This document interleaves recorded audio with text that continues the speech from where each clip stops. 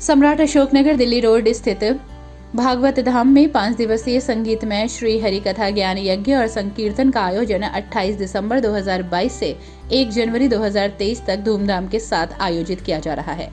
संगीतमय श्री हरि कथा ज्ञान यज्ञ और दिव्य संकीर्तन के तीसरे दिवस भागवत रसिक पंडित कृपाशंकर कौर और बाल विदुषी आस्था शर्मा और निष्ठा शर्मा द्वारा श्री हरि कथा और भजनों को गाकर उपस्थित सभी श्रद्धालुओं को भगवान की भक्ति में लीन होकर झूमने के लिए विवश कर दिया गया। तो जितने हम बैठे हैं तो हमारा घर भी जल में ही है। पृथ्वी के कितने प्रतिशत पे जल है आप जानते हैं।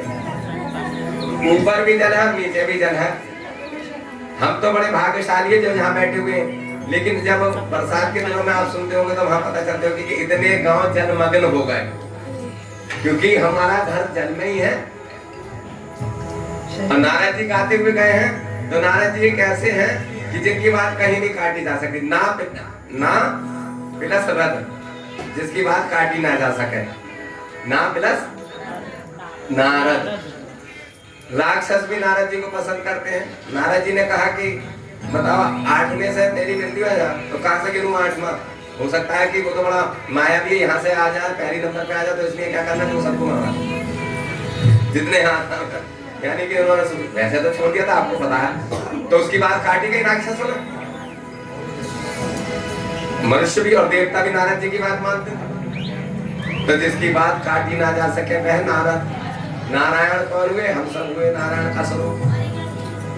तो जब नारद जी ने पार्वती जी को कहा कि तपस्या करेगी तब ऐसा वर मिलेगा, तो उन्होंने तपस्या की। और जब हिमाचल के यहाँ हुई आपने कह दिया, तो प्रताप भानु ने जब उस आश्रम में प्रवेश किया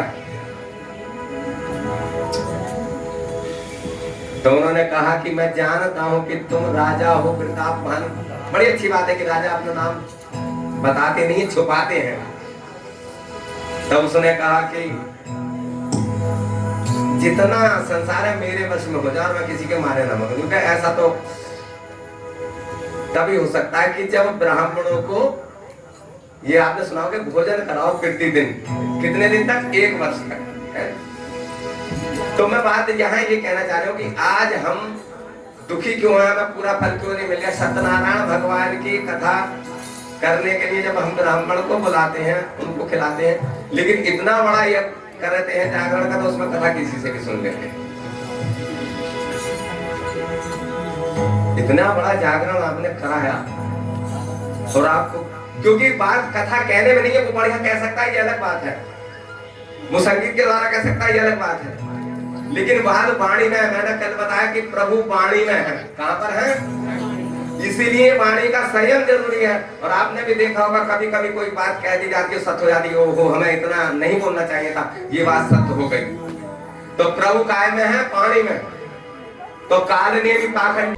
साथ ही इस अवसर पर राम कथा का महत्व बताया गया और आज कथा व्यास जी द्वारा श्री हरि कथा के साथ नववर्ष के अवसर पर उपस्थित सभी श्रद्धालुओं को संकल्प दिलाते हुए कहा गया कि नववर्ष दस्तक देने वाला है। उनका स्वागत वो इस सोच और संकल्प से करें कि उन्हें कुछ नया करना है और नए पद चिन्ह स्थापित करने हैं। बीते वर्ष की कमियों को न बनाने का संकल्प लेना है। सबके साथ रहने की योग्यता और दूसरे के विचार सुनना, यही शांतिप्रिय और सभ्य समाज की रचना का आधार सूत्र है।